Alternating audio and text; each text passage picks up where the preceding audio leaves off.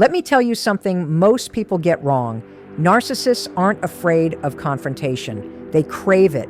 They feed on it. What truly terrifies them is calm confidence, quiet strength, emotional self-control. See, when you raise your voice, when you defend, when you explain, you think you're standing up for yourself, but to them, that's fuel. That's proof they still have power over you. But when you stay grounded, centered, calm, when your voice stays steady and your expression doesn't flinch, that's when everything shifts. Because a narcissist can't play chess with someone who refuses to move the pieces. Today, I'm going to share with you 7 calm responses that don't just protect your peace. They disarm the narcissist, expose their manipulation, and strip away the illusion of control without you lifting a single finger. And by the time you've mastered these, you won't just handle narcissists differently, you'll start carrying yourself differently. Let's dive in. 1. You're entitled to your opinion. Now, this one seems harmless, right? It sounds polite, even mature, but make no mistake, this phrase is a quiet revolution. Because when someone, especially a narcissist, throws an insult or a twisted accusation your way, your instinct is to defend yourself, to explain, to correct, to fight for truth. But that's exactly what they want. Narcissists survive on reaction. They build their sense of power out of your emotional energy. When you say, "Shh, you're entitled to your opinion," what you're really saying is, "I'm not playing this game." You're not arguing, you're not agreeing, you're not even engaging. You're calmly acknowledging that, yes, they can live in their own version of reality, but you won't live there with them. It's powerful because it doesn't resist. And resistance is what narcissists need to feel relevant. You're not giving them a wall to push against. You're giving them nothing. And to someone who thrives on control, nothing is terrifying. Think about it. A narcissist says, "You're selfish. No one ever stays with you." Normally, that hits a nerve. You start defending, recalling times you've been kind, patient, loyal, but every word you speak is oxygen to their fire. When you instead respond calmly, "You're entitled to your opinion," you take the air right out of it. You're saying, "You can think whatever you want, but it doesn't define me." You're saying, "I'm not auditioning for your approval anymore." And that's where your power begins. Because narcissists depend on one thing: your need to be understood. They count on it. They weaponize it. They know you'll want to prove your worth, to clear your name, to show them they're wrong. But when you don't need their understanding, when you stop explaining yourself, you become immune. See, every time you justify yourself to a narcissist, you're handing them a map of your vulnerabilities. They'll study it, twist it, use it against you later. That's why you're entitled to your opinion is like a verbal firewall. There's nothing to twist, nothing to grab, nothing to turn into ammunition. And what makes it even more powerful is your tone. Flat, calm, neutral. No sarcasm, no bite.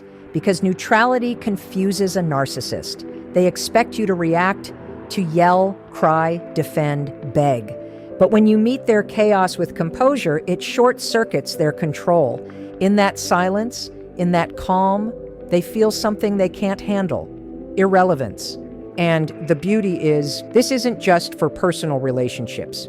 You can use it anywhere. In a meeting, when someone takes credit for your idea or undermines you publicly, instead of rushing to defend yourself, you calmly say, "You're entitled to your opinion," and return to your focus.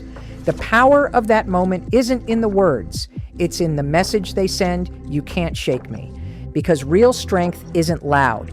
It doesn't need to be. Real strength is quiet, consistent, unbothered.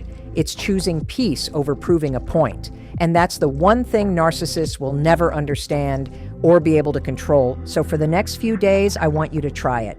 Just notice when someone, anyone, tries to pull you into their drama.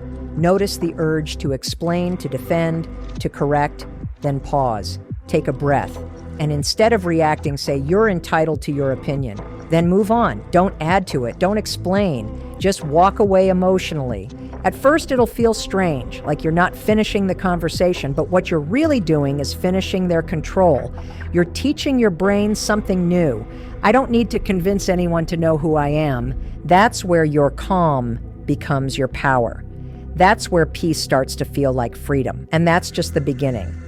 Because once you master this first response, once you stop defending and start observing, everything changes. You start seeing manipulation for what it is, not as a threat, but as a pattern. And when you can see it without reacting to it, you've already won. Now, in the next part, we'll go deeper. We'll talk about what to say when they try to guilt you, when they push your limits, when they expect you to fold. But before we go there, remember this. Calm is not weakness. Calm is control. And every time you stay calm, you take back what they've been trying to steal. Your peace, your energy, your sense of self. That's the power of quiet confidence. And it starts with 5 simple words. You're entitled to your opinion. There's a moment, almost invisible, when someone crosses the line with you. You feel it, a tightening in your chest, a quiet no that rises from somewhere deep, but you push it down because you don't want conflict. You want peace. You want to keep things calm. And that's exactly what the narcissist depends on. They rely on that hesitation, that self-doubt, that moment when you convince yourself that saying nothing is easier. But it's not. It's never easier. Because every time you let someone cross a boundary you don't defend, you teach them that they can. This is where the next calm response comes in. That's not going to work for me. Simple, direct, almost gentle. But behind those 6 words stands something most narcissists can't stand to face: your autonomy. You're not negotiating, you're not asking, you're not apologizing. You're just stating a truth about what is and what is not acceptable for you. You see, narcissists thrive in blurred lines.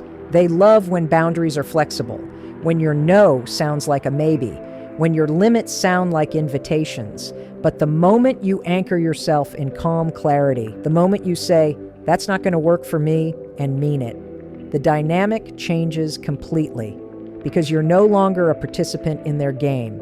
You've stepped out of the script they've been rehearsing since the beginning. Let me show you what that looks like in real life. Imagine this: a colleague who always offloads last-minute tasks on you slides another project onto your desk with that practiced smile. "You're the only one I can trust with this," they say. That sentence isn't a compliment. It's a manipulation disguised as praise. They're counting on your guilt, your sense of duty, your fear of being seen as difficult. But instead of explaining how busy you are or apologizing for not having time, you look up, steady, composed, and say, "That's not going to work for me." Then you stop talking. No justification, no nervous laughter, just quiet certainty. And the silence that follows, that's where your power lives. This phrase works because it removes the hook. Narcissists need your energy to sustain control. They need you to explain yourself so they can twist your words or make you question your own judgment. But this line gives them nothing to grab onto. It's clean, it's final, it's free of emotional weight. And here's something important. This response isn't about defiance.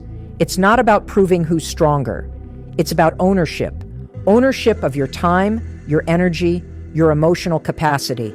You're saying, "I decide what I allow." And that quiet decision, delivered without anger, is more powerful than any confrontation. Most of us were never taught how to hold a boundary without guilt. We were taught to justify, to cushion every no with softness so we wouldn't hurt anyone's feelings. But boundaries aren't about hurting others, and they're about protecting yourself. And the truth is, a narcissist will always call your boundary selfish, because your boundaries stop their control. That's why this phrase, when spoken calmly, cuts through everything. It doesn't rise to their drama. It doesn't match their intensity. It stands still while they spin, and stillness unnerves them. In relationships, this line can feel even harder to use because manipulation often comes dressed as love. "If you really cared about me, you'd do this for me." Or, "I guess you're just not the same person anymore." These are emotional traps designed to make you trade your self-respect for their comfort. But the calm answer stays the same. "That's not going to work for me." No anger, no tears, just truth. And maybe they'll scoff, roll their eyes, accuse you of being cold or difficult. Let them. Because every time you repeat this boundary, you're training them. And more importantly, you're training yourself. You're teaching your nervous system that you don't owe anyone emotional access to you just because they demand it loudly enough. Here's what will start to happen. At first, you'll feel guilt. You'll feel the pull to soften, to explain, but stay with it. Because something beautiful begins to form under that discomfort. Self-respect. You'll feel it the moment you realize you don't have to keep over-explaining yourself to be understood. You don't need to fight for your worth. You only need to honor it. And with time, "That's not going to work for me" becomes more than a phrase. It becomes a signal to your subconscious that you're no longer living to be approved of. You're living to be at peace. There's a deep shift that happens when you start to speak from this place of calm authority. People sense it. They stop testing you the same way. They realize you're no longer easy to guilt, to manipulate, or to exhaust. You start to notice that conversations that used to drain you now lose their power because you've stopped participating in them on someone else's terms. And that's the real power of this second response. It's not just about stopping manipulation. It's about reclaiming the steering wheel of your own life. Because every time you say, "That's not going to work for me," you're sending a message that echoes far beyond that moment. You're saying, "My peace matters. My limits are valid. My voice doesn't need to be loud to be heard." And slowly, that calm becomes who you are. Not something you try to perform, but something that lives in you. So the next time someone tries to corner you with pressure or guilt, take a breath. Let silence stretch for a second. Then say it clearly, quietly. "That's not going to work for me." And remember, when you don't have to raise your voice to make it powerful. Sometimes the quietest boundaries are the ones that echo the loudest. Silence. Most people misunderstand it. They think silence means weakness, surrender, avoidance. But real silence, intentional, grounded silence, is one of the most powerful tools you can use against manipulation, especially when you're facing a narcissist. Because silence is not the absence of a voice, it's the presence of control. A narcissist thrives on noise, emotional noise. They bait you into defending yourself, explaining, proving, reacting. They need that reaction because it tells them they still have access to you. Your anger, your frustration, your confusion, that's the currency they feed on. But when you go silent, when you remove your participation completely, something happens that they can't stand. They lose control of the narrative. Imagine a scene.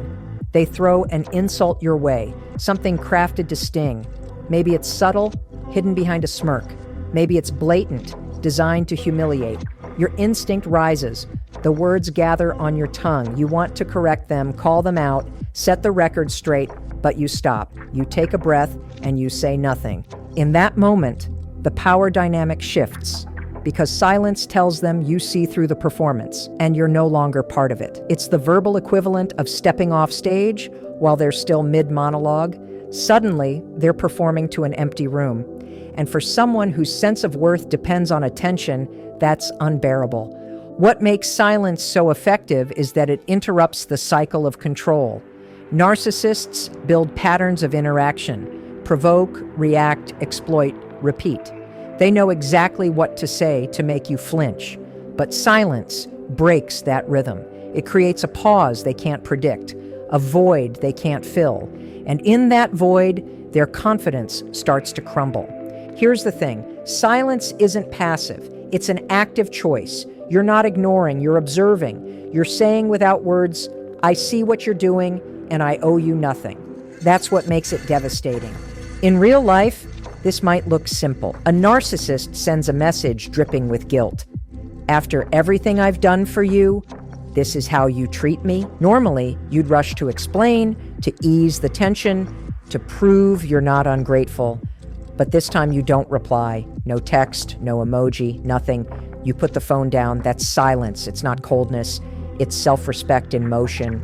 Or maybe you're in a conversation where they're twisting your words, interrupting, accusing, trying to corner you into emotional chaos. Instead of raising your voice or matching their energy, you simply stop talking. You let their words hang in the air like smoke. You look at them calmly, without flinching, and wait. That's silence too. What happens next is almost predictable. They'll escalate. They'll throw another insult, get louder, push harder, anything to provoke a reaction. But that's when you hold the line. Because every second you stay silent, you're showing them that they don't have the power to pull you into their storm anymore. The beauty of silence lies in what it reveals. It exposes desperation. It shows who's dependent on chaos to feel alive. A narcissist without your emotional energy is like an actor without an audience. They lose their purpose. And slowly, painfully, they begin to see that their words no longer land where they used to. Silence is also a mirror. It reflects their behavior back to them without your interference. It forces them to sit with their own discomfort, to face the emptiness behind their performance. You don't have to tell them they're manipulative. Your stillness shows it. You don't have to tell them they've crossed a line. Your absence makes it obvious. But there's something important to understand. Silence only works when it's intentional, not emotional withdrawal, born from fear or exhaustion. If you're silent because you're walking on eggshells, that's submission. But when you're silent because you've seen the game and chosen not to play, that's power. Silence used correctly is a form of communication. It says, this behavior doesn't deserve a reaction. It says, my peace matters more than your approval. It says, you no longer get access to my emotions. And you'll notice that as you use it, your energy begins to shift. You'll stop explaining yourself in every conversation. You'll stop needing to prove your side of the story. You'll stop reacting to every jab or accusation because you'll realize that your silence speaks louder than any defense ever could. It's like standing still in a storm. The narcissist is the wind, wild, loud, unpredictable, but you are the mountain. You don't fight the wind. You don't chase it. You just remain. And eventually it passes. That's the essence of this third response, the strength of stillness. You're not punishing them with silence. You're protecting yourself with it. You're choosing dignity over drama, peace over participation. And the best part? Silence doesn't just disarm the narcissist. It strengthens you. It gives you space to breathe, to think, to reconnect with your own voice. Because you can't hear your intuition when you're busy defending yourself. But in silence, it speaks clearly again. So the next time someone tries to pull you into an argument, into guilt, into chaos, pause. Let the silence settle. Don't rush to fill it. Watch what happens. You'll see the truth unfold right in front of you. They need your reaction far more than you'll ever need their approval. And that's when you'll understand what real control feels like. Not the kind that dominates others, but the kind that masters itself. There's a word that, when used correctly, can cut through manipulation sharper than any argument. It's not angry, it's not defensive, and it's not sarcastic. It's calm, detached, and quietly devastating. That word is interesting. At first glance, it sounds harmless, like something you'd say when you're not sure how to respond. But when you're dealing with someone who craves control, who feeds off reactions, who twists words to keep you emotionally trapped, this one word becomes a mirror they can't stand to look into. Because interesting doesn't give them what they want, your energy. A narcissist's entire communication style revolves around provocation. They don't talk to exchange ideas or connect, they talk to dominate. Every sentence is a test, a way to see how quickly they can get under your skin. They brag to make you feel small, they criticize to make you defend yourself, they play the victim to make you rescue them. And when you stop giving them the emotional fuel they depend on, when your only response is a calm, level, interesting, it's like turning off the oxygen in a room full of fire. Picture this. They say something designed to undermine you. Something like, you're still at that same job? I just assumed you'd be doing something more ambitious by now. Normally, your instinct would be to defend yourself, to explain why you're happy where you are, to remind them that stability is not failure. But instead, you look at them, expression steady, and say, interesting, then you stop. You don't ask a question, you don't elaborate, you don't flinch. That small moment of quiet neutrality is powerful because it denies them access to your emotions. It tells them without a single extra word that their opinion doesn't land where they expected it to. They aimed for your self-worth, but you didn't hand it over. The word interesting works because it creates ambiguity, and narcissists hate ambiguity. They want a clear reaction: anger, defensiveness, guilt, admiration, anything that tells them they still have control over how you feel. But when your response is calm and unreadable, they can't tell if you agree, if you're mocking them, or if you simply don't care. That uncertainty eats at them.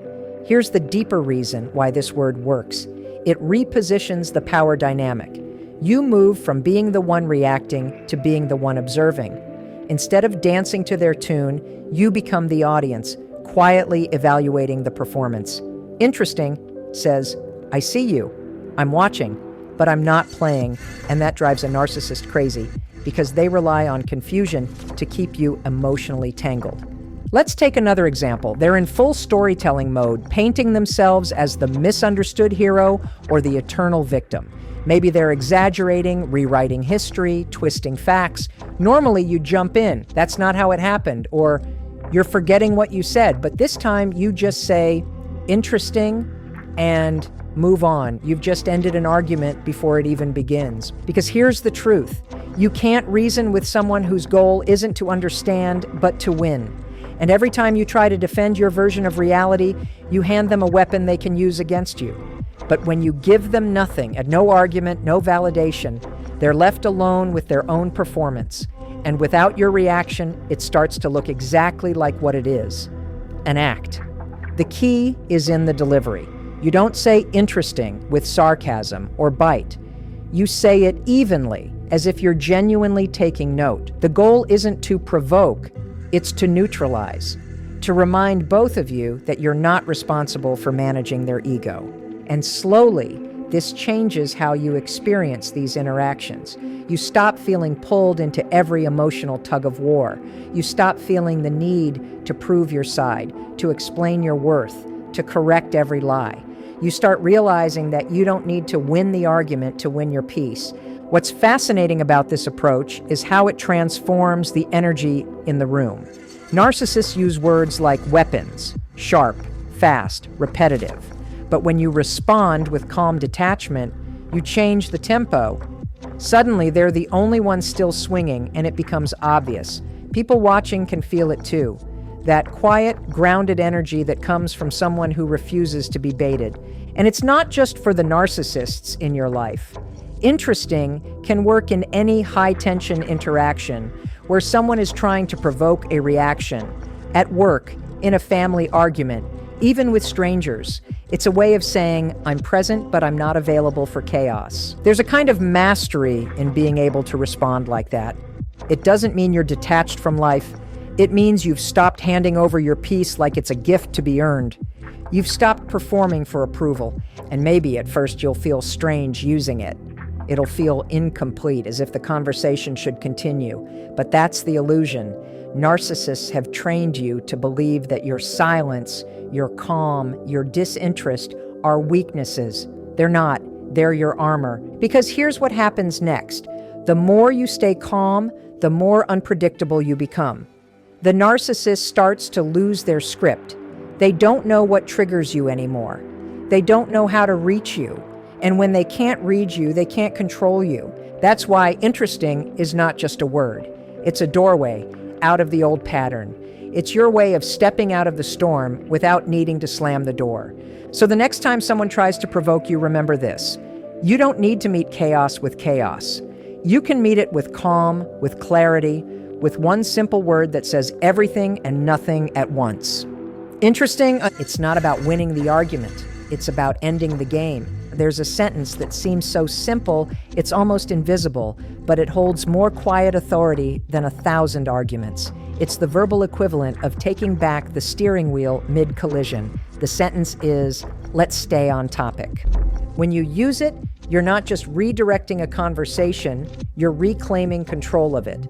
Because when you deal with someone who thrives on chaos, the moment you bring focus, you take away their favorite weapon, confusion. A narcissist never argues to resolve. They argue to dominate. The goal isn't truth, it's control.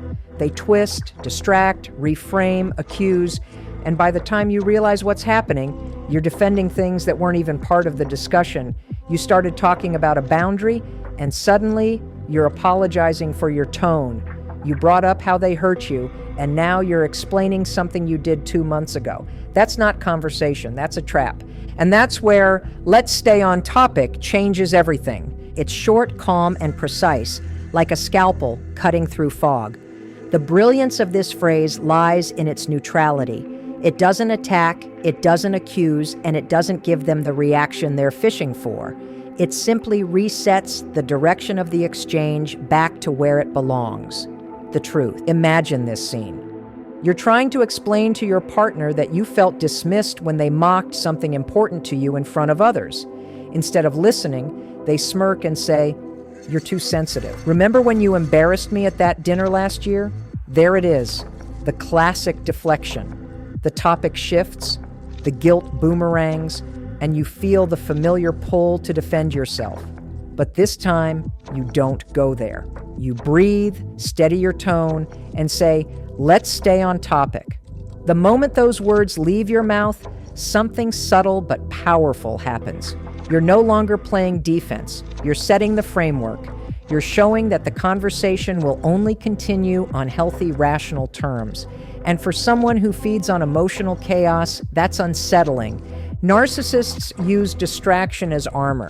They know that if you chase every tangent, every emotional detour, you'll forget why you started the conversation in the first place. They thrive in confusion because clarity exposes them. But "let's stay on topic" drags them back to the present, to accountability. And accountability is something they can't stand. This phrase is more than just a boundary. It's emotional discipline. It says, "I'm not here to relive your narrative. I'm here to discuss the truth." It's the verbal equivalent of picking up a scattered deck of cards and saying, "No, we're not playing that game. We're starting over. By the rules." It also protects you. When you use this phrase, you remind yourself that not every statement deserves a response. You begin to see how many conversations have been hijacked by guilt, circular logic, and emotional manipulation. "Let's stay on topic" becomes a compass that points you back to sanity every time they try to lead you into a maze. And yes, they will resist. They might call you controlling, accuse you of shutting them down, or insist that you're the one who's avoiding the real issue. But that's part of the pattern, turning your clarity into a problem so they can keep the chaos alive. Don't take the bait. Stay calm. Repeat if needed. Let's stay on topic. The repetition itself becomes an act of self-respect. What makes this response so effective is that it shifts the conversation from emotional reaction to structure. Narcissists are uncomfortable when logic enters the room because logic limits their freedom to distort. The moment you introduce structure, you take away their playground, you turn the storm into still air, and in that stillness, their tactics lose power. Let's take another example. You're at work, trying to resolve a simple issue with a colleague who constantly undermines you. The moment you bring up a specific problem, say how they failed to communicate an important update, they interrupt with, "You're always attacking me. You're impossible to work with." That's not defense, that's distraction. Instead of getting pulled into defending your character, you pause and say, "Let's stay on topic." In those 4 words, you've drawn an invisible line that says, "We're not wandering off into your version of events. We're talking about this, right here, right now." And even if they huff or deflect again, you've already won because you've stopped playing their game. This technique works because it gives you something that emotional manipulators can't tolerate: focus. They depend on emotional noise, raised voices, tears, endless tangents to keep you disoriented. Focus silences that noise. It forces clarity, and clarity exposes manipulation like light through smoke. It also sends a deeper message about who you are becoming. Each time you calmly steer the conversation back on track, you're proving to yourself that you no longer need to chase chaos to feel heard. You no longer confuse over-explaining with connection. You no longer lose yourself trying to win arguments that were never meant to be fair. And perhaps most importantly, Let's Stay on Topic reminds you that you have the right to direct how conversations unfold. You have the right to protect your energy from detours meant to drain you. You have the right to demand focus, not through shouting, not through control, but through composure. At first, it may feel strange to use.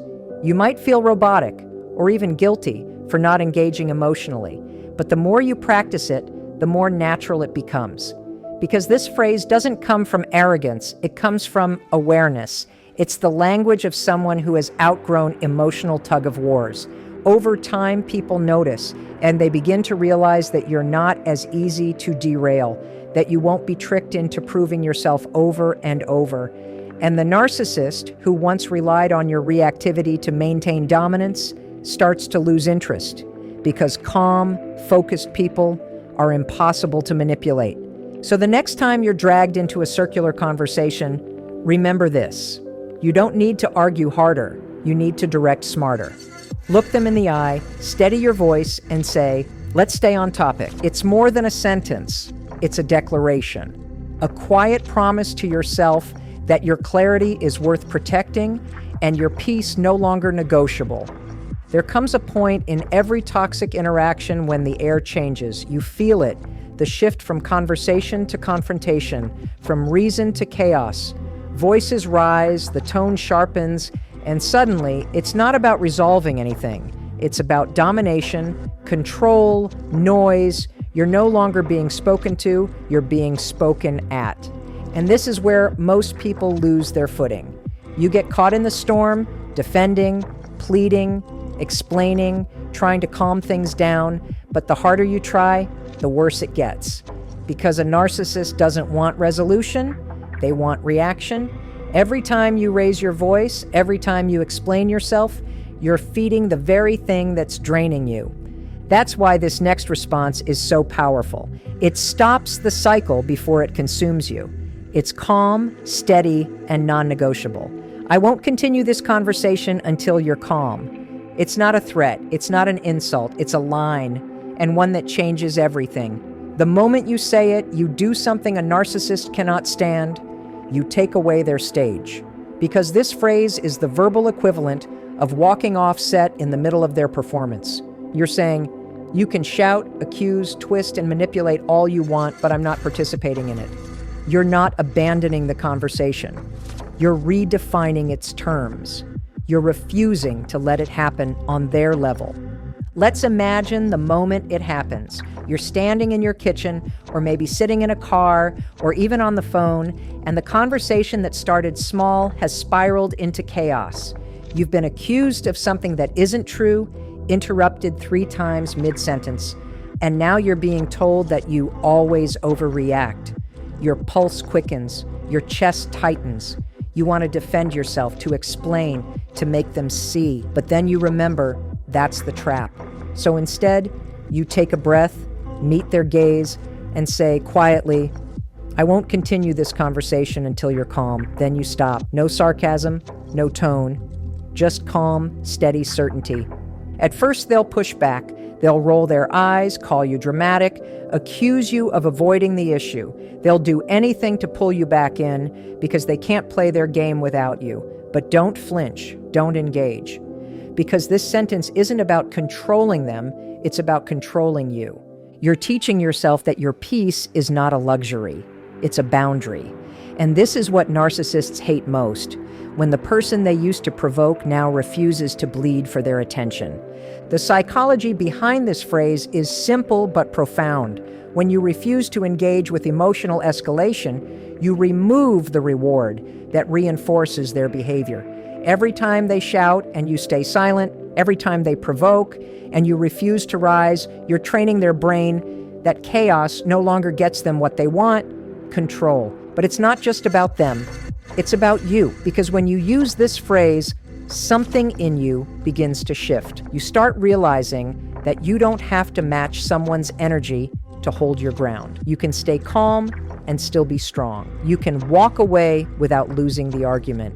you can protect your peace without announcing it like a war. The beauty of "I won't continue this conversation until you're calm" is that it gives you time. Time to breathe, to think, to regulate your emotions before you respond. It breaks the trance of reactivity that narcissists depend on. It says, "I choose clarity over chaos." And yes, it might feel strange at first. You might feel guilty, especially if the person you're saying it to is someone close, a partner, a family member, a friend. They might accuse you of being cold, detached, unkind, but that's projection. They're not angry because you're calm. They're angry because they've lost control of your emotional state. Let them be angry. Your calm is not cruelty, it's maturity. Imagine using this at work, during a meeting when someone raises their voice or becomes aggressive. Instead of reacting or matching their tone, you say evenly, "I think it's best we pause this discussion until we can both speak calmly." Notice how it shifts the power dynamic immediately. The person who's shouting suddenly looks unprofessional while you remain composed. Everyone in the room sees the difference between emotional control and emotional chaos. Or picture using it in a relationship. The person you love starts yelling, throwing accusations that cut deep. Instead of crying or shouting back, you take a breath and say softly, "I won't continue this conversation until you're calm." It's not cold, it's compassionate, both to them and to yourself. Because what you're really saying is, "We can talk, but not like this. Not in a way that destroys us." This phrase also demands something narcissists are rarely willing to give: self-regulation. For them to continue, they must lower their tone, manage their emotions, and meet you where you are. That's not an easy request for someone who thrives on chaos, but it places accountability exactly where it belongs, on them. And that's the secret they don't want you to know. Calmness is contagious. The more consistent you are with this boundary, the more they'll start to realize that emotional outbursts don't move you anymore. They'll still try at first, but over time, even if they don't admit it, they'll understand that yelling, blaming, or twisting won't get the same result. Of course, some people will never calm down. They'll take your composure as a challenge, push harder, raise their voice higher. That's fine. You don't owe them engagement. If they can't calm down, you walk away. Literally. Physically remove yourself from the space. That's not avoidance, that's emotional intelligence in action. Because what you're really doing is refusing to participate in your own destruction.